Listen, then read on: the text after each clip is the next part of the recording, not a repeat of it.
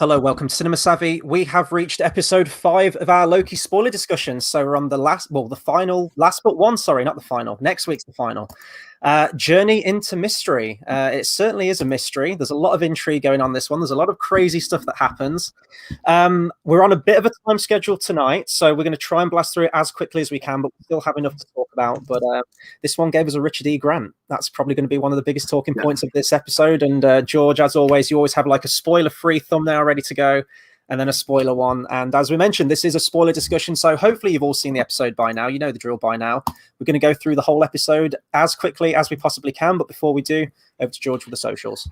Absolutely, guys. We want you to comment your thoughts. This is the penultimate episode of the series. A lot of things happen today. Doors opening up quite literally, as well as a whole of a load of Lokis and many more things. So comment your thoughts on tonight's episode. And if you do enjoy this video, you know, we've got a couple of ones done previously. We've got the big finale coming next Wednesday. So more Loki coming, and we think there's a season 2. They're all gone quiet about that now, but it has been booked, I believe. But if you are new to the channel, if you know what we do, obviously we do film reviews, TV discussions, loads of things like that. We're on a bit of Marvel high. We'll be back tomorrow evening with Black Widow for a spoiler discussion. Now we can all watch it properly here in England and like a shitty online screener. That being said, I'm going to bring us up a social where you can find us, which is Facebook Cinema Savvy, Twitter at cinema_savvy, letterboxd.com/cinema savvy.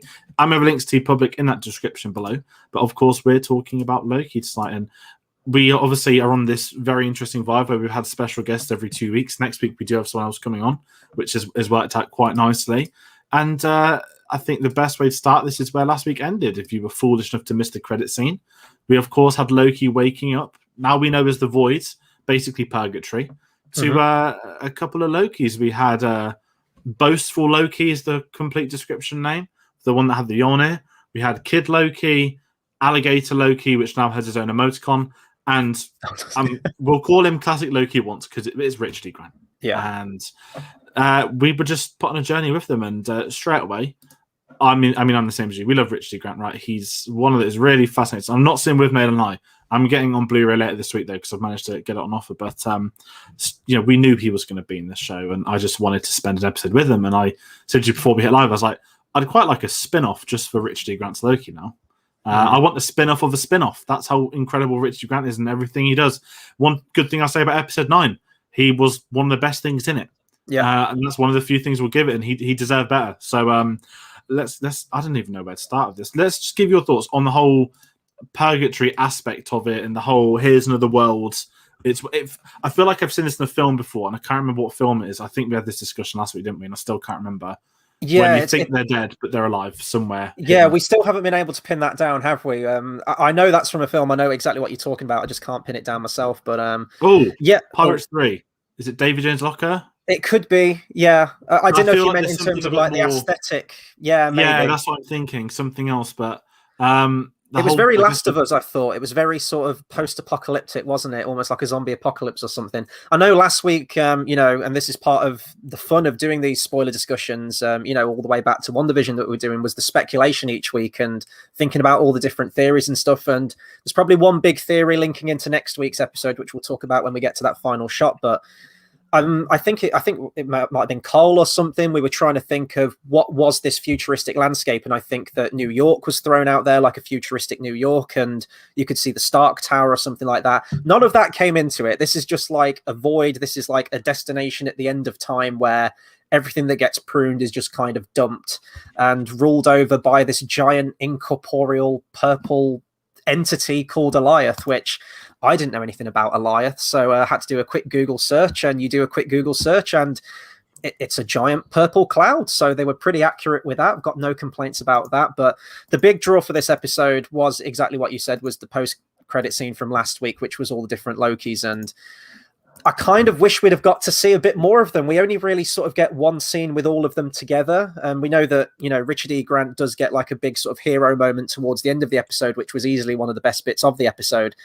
And if I'm going to give sort of like my general overall opinions on this episode, it was better than episode 3, but it fits more in that same vein for me. It's kind of almost like an episode of Doctor Who, but I'd say there was probably a little bit more going on in this one. There was more of an ensemble cast. It wasn't just Lady Loki and Loki.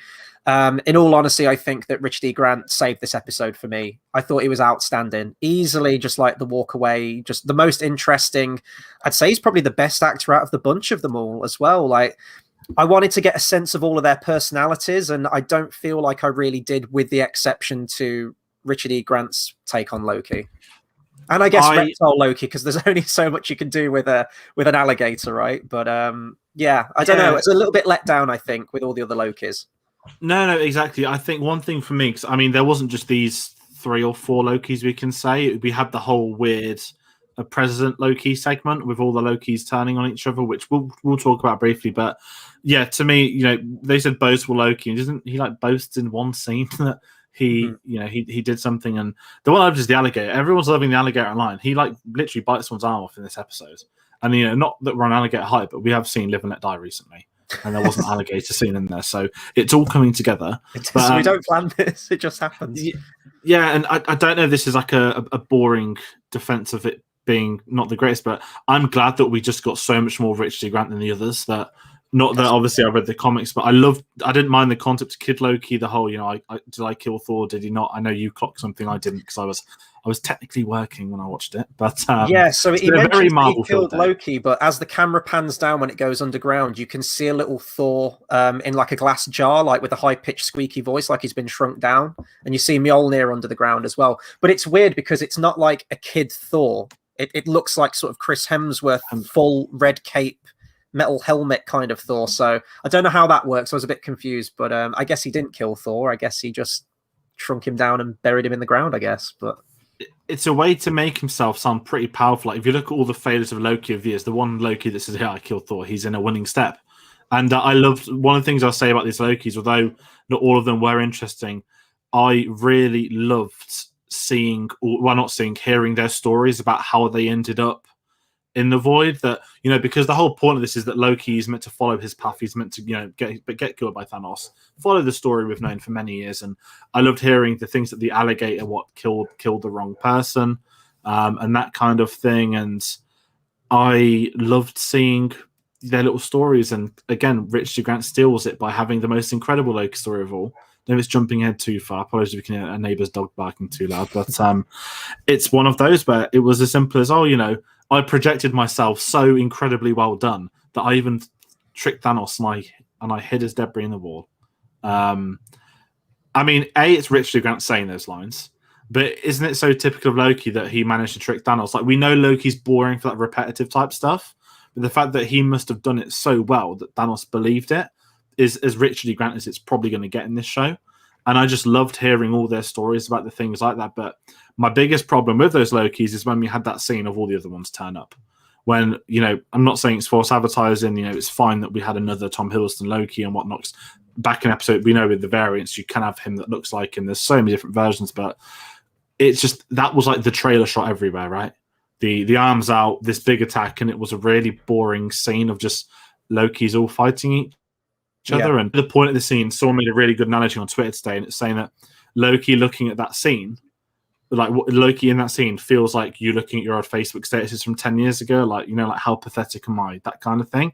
Well, that's a really good analogy, because I guess that was the point of it, but I just thought you were losing a bit of time there and bringing in a problem. We'll get to Owen Wilson later, but we still had a massive lack of Owen Wilson. I know he's in this one and we know he's alive, but it didn't feel like an ordeal. He was just there. And I was like, oh, okay, he's alive. Yeah, I'm just going to backtrack to what you mentioned about Richard E. Grant's sort of story, because in many ways he says that he matched almost identical the timeline of the Loki we know from, you know, Infinity War and everything like that. And I think it helps, obviously, having seen Infinity War, it just takes you right back to that scene. Like, you just play that scene back in your head as he's sort of recounting the story. And I remember seeing Infinity War the first time and thinking, when Loki was killed, you know, I was shocked by it, but I thought, well, he is the master assassin. Why would he go against Thanos with a knife? That just seems really out of character for Loki. I was expecting that he would project himself and that would be like, you know, him being killed, but it wasn't real.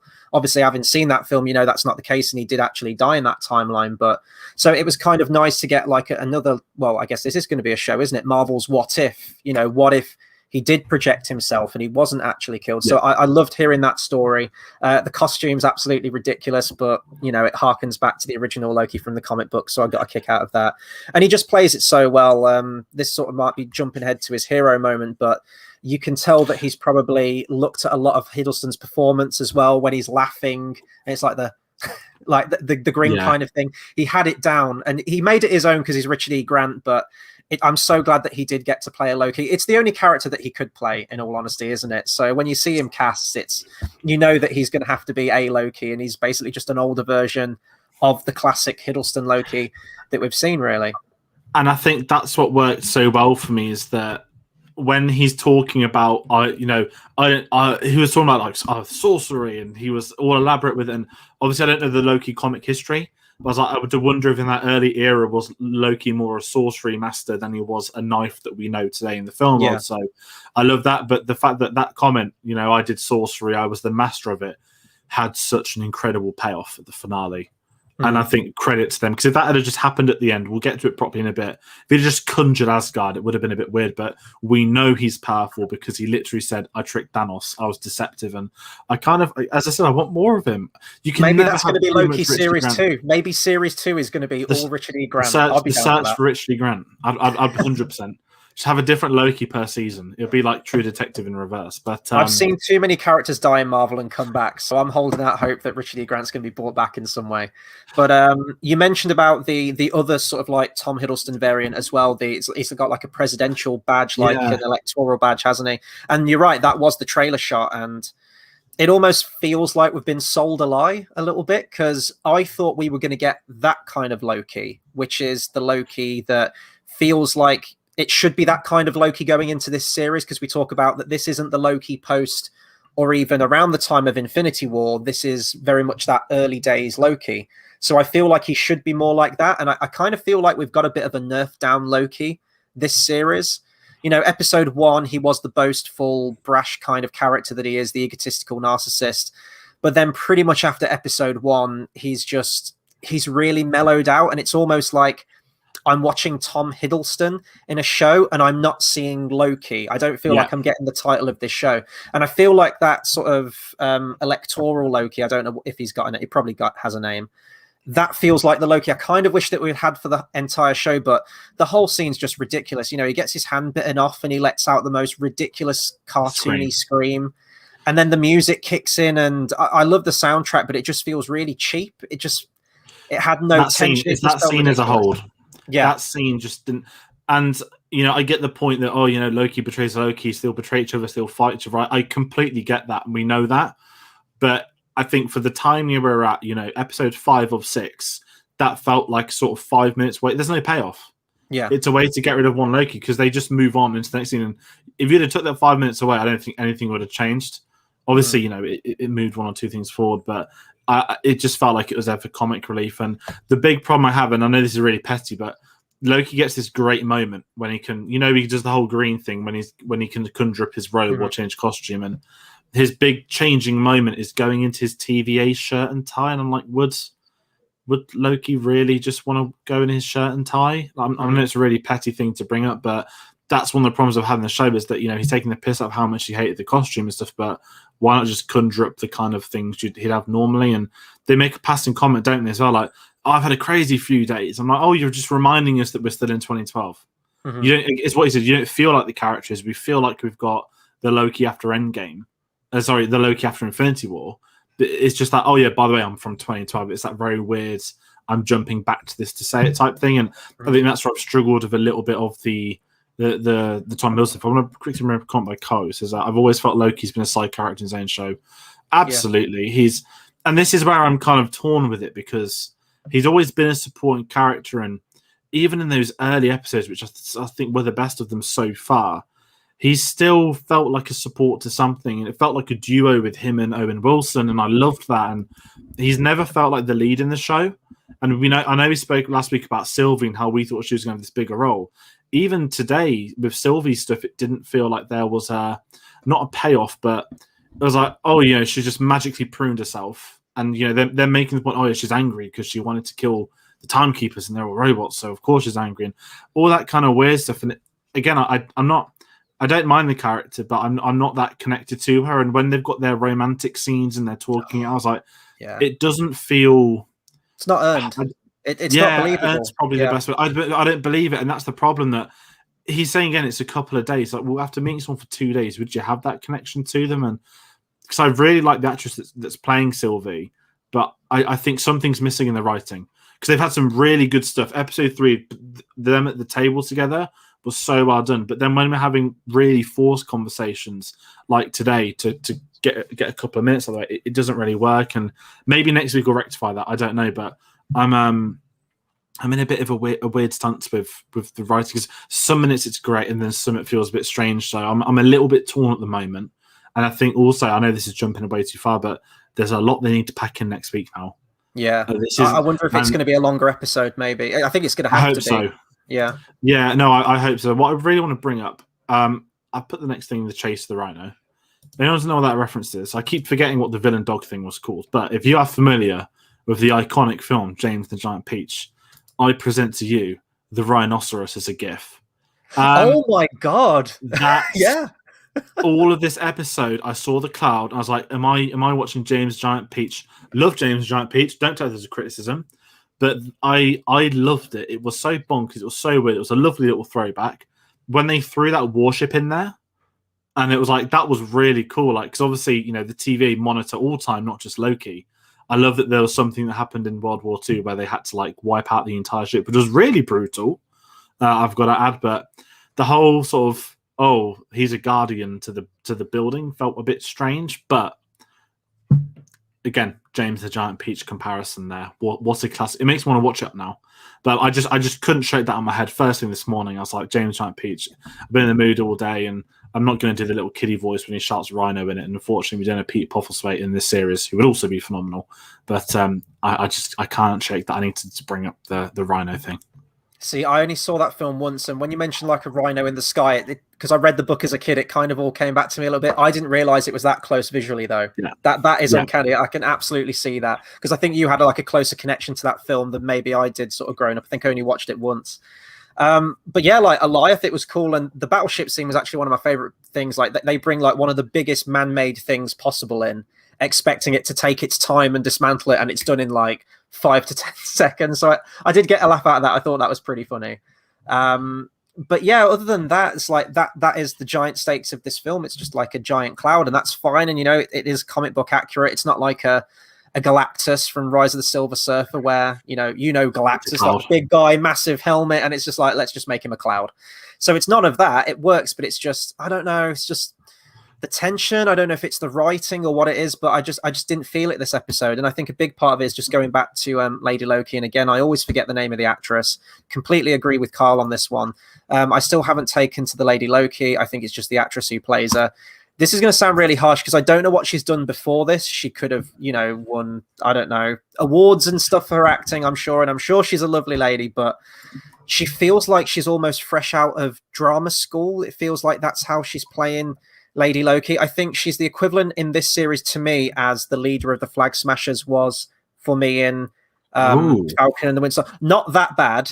But if I'm going to compare it where it's just like the weak link of the show, where it should be a character with so much charisma and screen presence, and I'm just not getting that. I think it's just like the line delivery. It feels very stilted. Like this episode, she's like, I'm going to enchant it. And I'm like, again, with feeling, I feel like Madam Hooch from Harry Potter. But yeah, she's just kind of like holding it back for me. And I think it doesn't help as well that you've got that love story kind of crowbarred in there. I don't know how this is going to end. I don't know whether because they mention it this episode where she says, once this is all done, how do I know you won't betray me, or you might betray me, kind of thing. And I think it would almost be a disservice to the Loki character if there wasn't some kind of betrayal at the end, like he's been playing the long con all along and we think that he's all lovey-dovey and head over heels for her, but at the end it's like psych and he is actually the mischievous, despicable Loki and he's kind of fooled the audience. That could work, but then on the flip side, it's like we're 6 episodes in and all that character development and emotion and genuinely good stuff from the early episodes, that's just all been for nothing. So I think that would do a disservice to that good writing as well. So it's like the trap of doing a series or a solo film where you are basing something on a villain, whether it be Joker, whether it be Cruella, which I still haven't seen, by the way. But if you're doing a film based on an antagonist, you do kind of have to give them protagonist qualities, like a sense of empathy or sympathy. And maybe they just felt like they had to do that. Like they had to bring a bit more emotion to Loki, because you couldn't just have him be the villainous Loki all the way through for 6 episodes, perhaps. I want to add about Sylvie. I've only seen her in one thing. I don't know if you ever watched Friday Night Dinner. I don't know if I've actually discussed that. No, I haven't seen that. She was in one episode called The Girlfriend, which is one of the funniest episodes of the entire show. But aside from that, I think her really big breakthrough's been in that Beatles film a year or two ago, Yesterday. Oh, Yesterday, I've not seen it, but apparently she's in that. So I think this is probably her really big breakthrough. And it was probably smart for them bringing in a more unknown actress to take on this role. It brings less, brings in sort of less, oh, look at this name. Like Richard D. Grant. We know he's going to be a Loki, because it's like Richard D. Grant in a Loki thing. That would make sense for Richard D. Grant to be playing an odd version Loki, wouldn't it? And I think that's the beauty of having I'd chuck an Eva Green in there. Eva Green for a Lady Loki for me. That's who I imagine. But then again, I just want Eva Green in pretty much everything. So I don't know if I'm the right person to make that call. There you go. That's an early Reboots from Hell. Eva Green as Lady Loki.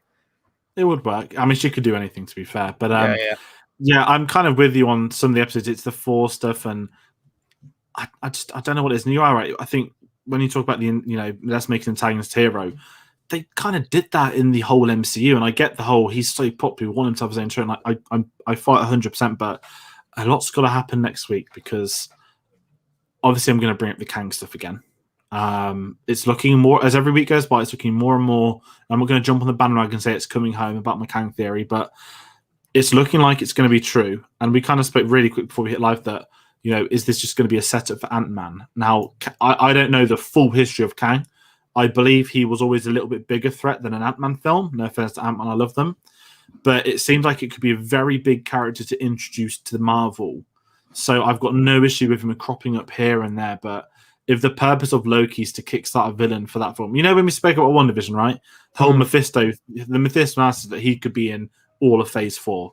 I don't understand that. I don't have a clue about Kang's comic book, who he's fought with, his main villains, his story arc, all that kind of stuff. So I really hope this just isn't, boom, this happened, multiverse is open, here's Phase 4. I get that. But I kind of felt like we've had that a little bit with WandaVision. And sorry, I've still never caught my call. I don't know why I still don't trust Miss Minutes. I didn't know it was voiced by Harley Quinn until today as well. Tara Strong, so much stuff. Yeah. I'm the same. I thought, it was just a little PR gimmick at the first episode. We'll get some merch out of that kind of stuff. But she came back today, and I'm assuming she's working for whoever the main villain is from the entire show.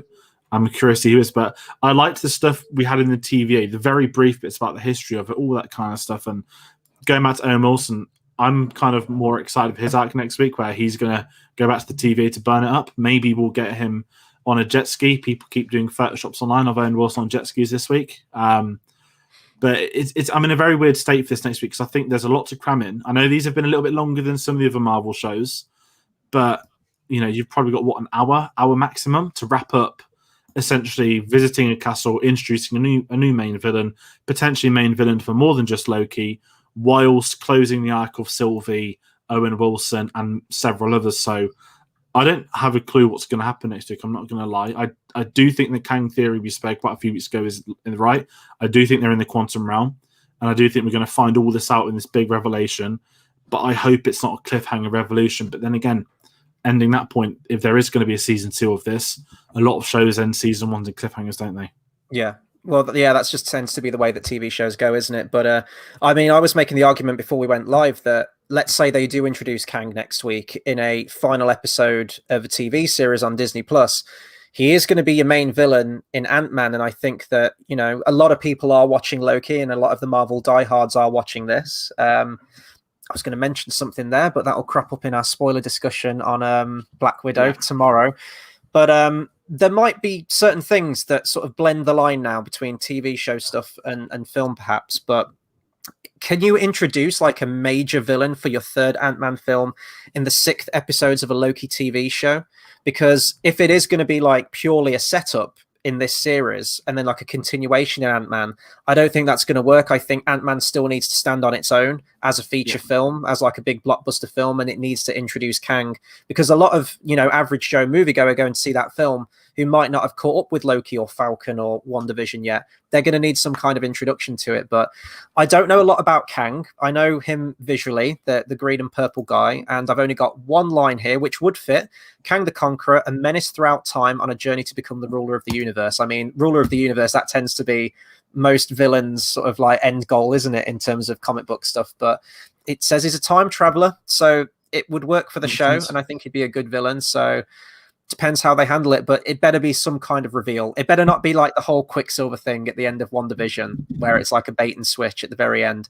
And I don't think it will be. I think it needs to build to something big. You know, we've still got to discover, well, essentially it is going to be the mystery of the TVA, isn't it? What created the TVA? We kind of had the Wizard of Oz thing last week with the man behind the curtain. This is like the man behind the curtain. So I don't know who it could be. We've got another one here. The Kang from the comics is very powerful, but also a very convoluted story. I don't think it would be good to introduce him in a TV series. I'm going to make it my homework this week to read up about Kang, so I know exactly who he is before next week. But from what I understand, there's loads of different variations of him, which again would work for Loki and the concept of multiple timelines and multiple different versions. But it would be a lot. It almost feels like you'd have to devote an entire hour just to setting up Kang and who he is. I don't know how they're going to handle it. Like what questions do they need to tie up next week? It's who's in the castle, continuing the adventure of Loki and Lady Loki, what the TVA is, who created it, why it was created, and then I guess setting up stuff for season 2. I don't even know where it could go into a season 2, in all honesty, at this point.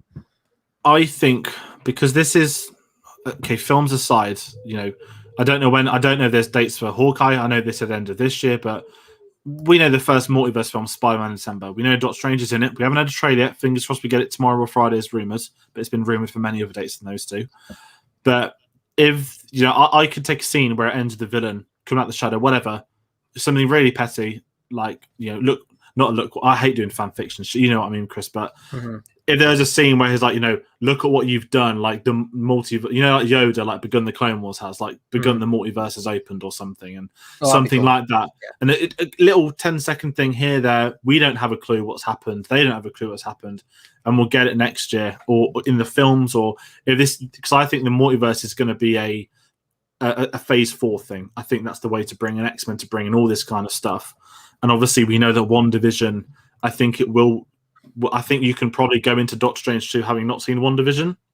I think AntMan will be the same for Loki if he is in this. But I think it'll be one of those, it would benefit the viewing experience to have seen that. But at this point in time, you know, there's no joking. Marvel's got everyone in, right? Everyone's watching Loki. It's the highest Disney Plus original show so far. All that kind of stuff. So I'm very curious what happens, because I know last year we spoke about how we think there could be Marvel fatigue or overkill or something. Yeah. I think Ant-Man's out in January 2023. I know we've got 4 films out this year, a couple more shows, but I think in the middle to end of next year, I think we'll know where it's heading. And I'm very intrigued. I think the big first thing is going to be how Doctor Strange crops up, because we know he's obviously going to be in Spider-Man and he's going to have his film early next year. So I'm kind of curious. I'm a little bit nervous, but I've still got my trust in them. And I think whoever this villain is next week, you know, it's not going to be an Agatha or a long type thing. I do think, and I feel like I'm in the Mephisto territory now of speculation, but I think it's all leading towards him. Just off everything we've seen in the first 4 episodes, you know, Mephisto in WandaVision is more of a XYZ connected to this in the comics, but this is like visually significant. An actor has been cast in this series, all this kind of stuff. So I'm very curious, but I can't pronounce, but Bavari is also next. One of the things I want to say, I hope it's a Loki variant as the final villain. That would ultimately make the most sense. Is Richard E. Grant still alive? Was he saying? You've set the bench quite high now with Richard E. Grant. It's going to have to be someone extra special, I think, after that. I don't know if it can be done, to be honest. But yeah, I mean, I'd be fine with that. It would keep it, as he mentioned in the previous comment as well. The show is about Loki and his transformation into Loki. Yeah. But I don't know. We've seen a lot of Lokis now, and it would just be like, oh, there's another one. Maybe it could be that like Incredible Hulk looking one that we saw on the graphic in like episode 1 or episode 2, maybe. Who knows? Lucas has just joined us. We are probably about to wrap up in just a second, but good to see you, man. Just got done watching it. Great episode, but oh my god, I was itching for answers at the end. Yeah. It's a sign of a good penultimate episode, though, isn't it? If it's going to bring you back for next week, and hopefully we do get some answers answers and it pays everything off and it doesn't feel as rushed. Hopefully they take more time with it, and maybe they will. I think that the previous finales to the other two shows have been slightly longer, maybe. But as I said, like, even if they do introduce Kang, which seems like a big thing to introduce before a final film, before a feature film comes out, they've done exactly the same with Falcon and Winter Soldier, though, haven't they? You could argue as well with WandaVision, setting her up as the Scarlet Witch, moving into that next film. So if someone hasn't seen that show, it's going to be quite a big jump going to, is it Doctor Strange 2? I think she's in next, isn't it? Yeah. And especially with Falcon and Winter Soldier, we now have a new Captain America. And if you haven't seen that show going into the future films, you're missing out. So maybe they could set up a massive villain like that. Lucas says, imagine if the alligator Loki was the mastermind behind it all. I guess we're going to hand over to you guys now. I think that's going to wrap it up for our discussion because I know we need to take off. For me, this was kind of middle of the road episode. It was just fine, but I am excited for more answers for next week. So be sure to share your thoughts on Loki. Who do you think the man in the castle is? Do you think we're going to get an answer to it? Anything regarding Loki, please do like, comment, share, and subscribe. I am feeling the Marvel fatigue a little bit today. I've got done watching Black Widow and this episode today, so I'm completely Marveled out for the rest of tonight. But, if you love your Marvel stuff, join us again tomorrow. We'll have our Black Widow spoiler discussion. Hopefully you guys have had a chance to see the film now, if you're seeing it today or potentially seeing it tomorrow. If you can't wait until tomorrow for the spoiler discussion, or maybe you're seeing the film at the weekend, George also has his spoiler-free discussion. Got an early screener for the film, so go and check that out if you can't wait for our spoiler discussion. Yeah, what else have we got coming out? Bond, I guess, haven't we? Yes. We're loving the Bond stuff. Octopussy, next Tuesday, the 13th of July. We'll be back with really 007 for that one. We've hit the halfway point, and there has been discussions about other Bond stuff coming down the line, but the James Bond retrospective is honestly in full gear. It's been delightful so far. So if you're behind, if you don't know much about Bond or you have a favourite Bond, we're near the end of Roger Moore now. So if you're more of a modern fan, not too long to wait for some of those newer Bonds to come in. So do join us for that. And of course, next Wednesday, whole point of the day, the season finale, Loki spoiler discussion. We'll be live Wednesday, 8 o'clock. I cannot wait for that one. I hope we cannot wait in a good way. I hope the episode is worthy. I hope it's a good episode. I'm optimistic. And I think Marvel's got these season finales done well so far. I know there's only been 2 previous shows, but it's one of them where we'll know in a week's time where everything stands, what the future is. And maybe it'll be like last time where, they get a season finale out and the next day they announce a film. Who knows? I don't know either. So do check that out. But no, I think that wraps up everything. I don't know if I've missed any other videos we've got. There's a lot of things coming up, as we always say. And as I'm going to carry on saying, get us on our social medias to find out what videos might pop up here, there, everywhere. So we've got Facebook, Cinema Savvy, Twitter @cinema_savvy, letterboxd.com/cinema savvy, and our TeePublic store. And I'm going to say, next Monday, there'll be a review on Ted Lasso Season 2, which I'm allowed to say. So if you like football, if you like Ted Lasso, one of the most incredible shows that's new that not many people have seen, get on it before Facebook ruins it and tells everyone to watch it. So that's a little pre-teaser what's coming next week. Well, I'll say, if you like Bond and you like Marvel, look out for a Bond reference in the new Black Widow film. That's all I'm going to say. So again, everything's connected, everything's linked. But big thank you to everyone watching tonight, commenting along. You guys are the best, and we'll catch you next week for the finale of Loki. Take care, everyone.